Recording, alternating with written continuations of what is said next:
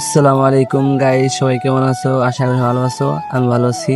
আর ভালো থাকবো না কেন? যদি থাকে এত সুন্দর একটা মনোরম দৃশ্য, ঘোরার জায়গা, তাহলে মন ভালো না থাকে।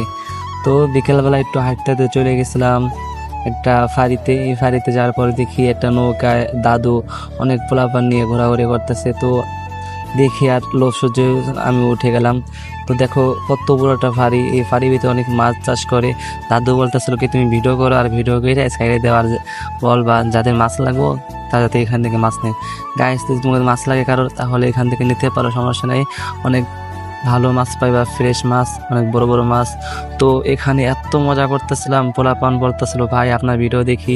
তো তুমি বলতেছিলাম যে যদি দেখো তাহলে তোমার সাথে একটা ভিডিও করি। তো এখানে দাদা আবার বলতেছে আরে ভিডিও করে বেশি করে। তো আমি বললাম যে দাদু তোমার সাথে একটা ভিডিও করি। দাদু দাদু অনেক ভালো ছিল।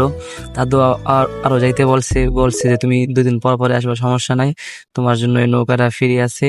আর মোটামুটি ঘোরা শেষ, তো এখন চলে যাব। তো ভালো থাকবেন, বাই বাই।